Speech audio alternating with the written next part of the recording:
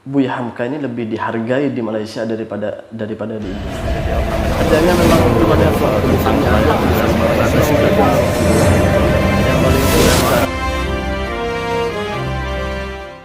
Assalamualaikum warahmatullahi wabarakatuh guys. Berjumpa kembali dengan Romlia Pratama guys.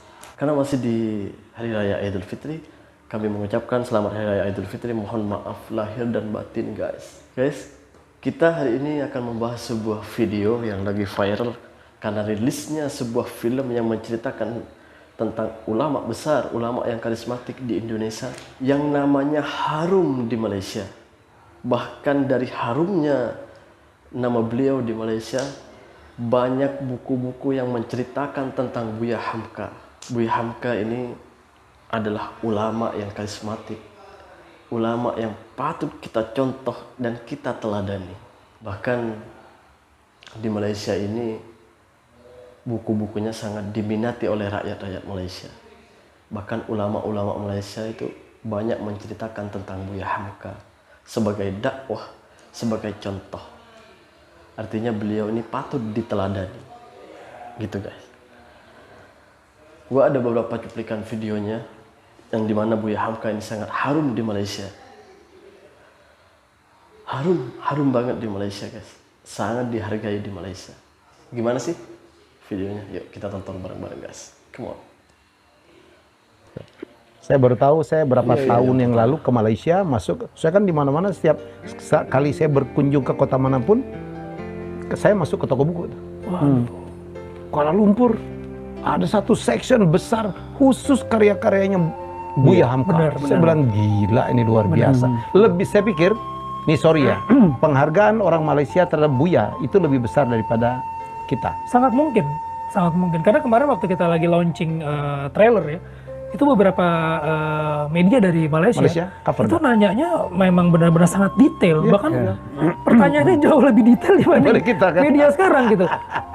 Terus mereka bilang karena di Malaysia itu ada satu Hamka Center yang khusus untuk studi pelajarin buku-buku karya-karya Hamka gitu, dan bahkan turis-turis yang datang dari Malaysia itu banyak justru mau ke rumahnya Hamka, ke museum gitu. Sementara kita yang satu negara biasa aja itu. Mungkin mereka lebih dekat kali. Gue ngerinya itu nanti Buya Hamka diakuin orang Malaysia, orangnya dia. Benar juga sih. Buya Hamka ini sangat harum di Malaysia. Buku-bukunya itu sangat diminati oleh masyarakat Malaysia. Buya Hamka ni semua orang kenal. Profesor Dr. Buya Hamka. Dia di Indonesia ni dia presiden satu parti. Tak silap parti Nahdlatul Ulama. Parti yang berlawan dengan dia parti Golkar yang diketuai oleh Presiden Soekarno. Jadi dua parti besar yang berbeza ni tuan-tuan. Saya tak setuju. Tapi bila berlaku satu insiden yang sangat menggemparkan Indonesia, iaitulah terbunuhnya 7 orang Jeneral Tentera Indonesia yang dibunuh oleh puak-puak Parti Komunis Indonesia, PKI. Bila berlaku lagu tu, huru-hara Indonesia. Jadi dua parti ini bergabung. Soekarno bergabung dengan parti Buya Hamka. Semata-mata satu je tujuan, untuk menghalau komunis daripada tanah Indonesia. Bila join berjaya menghalau komunis, lepas pada tu tuan-tuan, Buya Hamka dipenjara, difitnah, dituduh macam-macam benda. Pasal apa?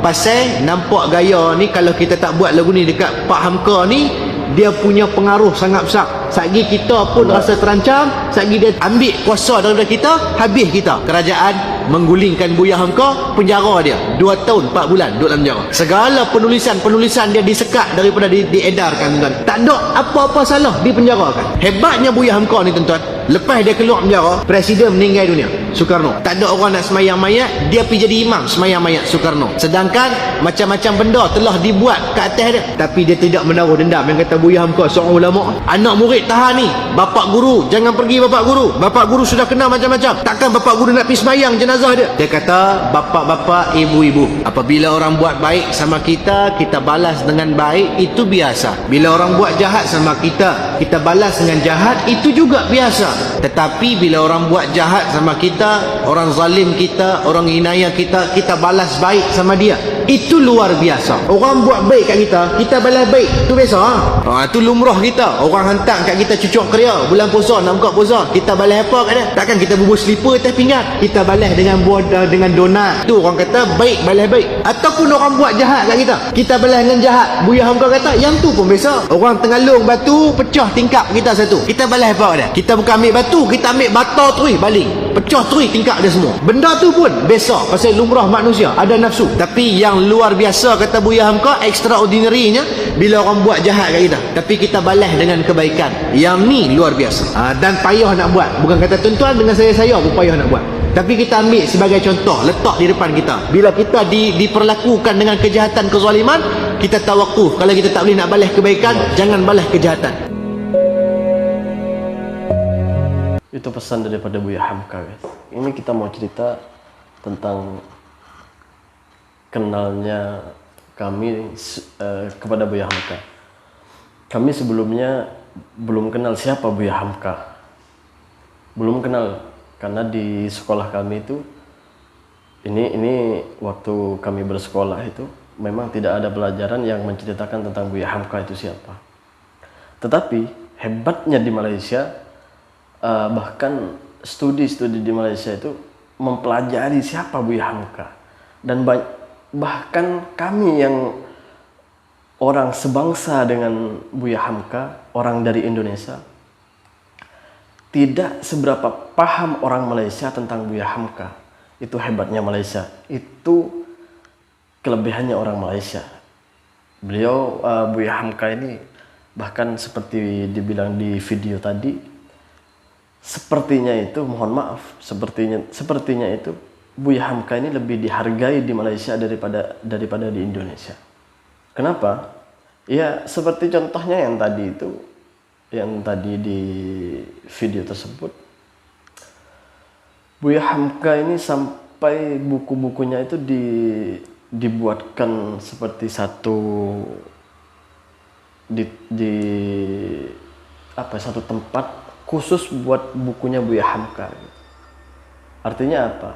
Sebegitu berharganya Buya Hamka di mata orang-orang Malaysia. Tapi kenapa kita harus lupa bahwa Buya Hamka bagi kami, karena kami udah banyak mendengar dari cerita-cerita yang dari para ulama, contohnya dari Ustaz Abdul Somad dan banyak ustaz yang lain, buya-buya yang lain menceritakan tentang Buya Hamka, menceritakan tentang kemasyhuran Buya Hamka, kehebatan Buya Hamka. Beliau seorang doktor, seorang penulis. Bahkan banyak kitab-kitab beliau yang beredar di Malaysia dan di Indonesia. Ya, kita hanya bisa berdoa mudah-mudahan walaupun kita tidak bisa seperti Buya Hamka, setidaknya kita berdoa dan mendoakan anak cucu kita agar menjadi Buya Hamka selanjutnya. Pesan dari Buya Hamka, jangan jadi orang kaya, tapi jadilah orang soleh. Karena orang soleh sudah pasti kaya. Demikian guys, video ini kita tutup dengan sholawat. Mudah-mudahan kita semua bisa diberkahi oleh Allah Subhanahu wa Ta'ala. Mudah-mudahan kita kelak di akhirat dikumpulkan bersama para ulama-ulamanya Allah seperti Buya Hamka. Amin, amin ya rabbal alamin. Assalamualaikum warahmatullahi wabarakatuh. Jangan lupa salawat guys.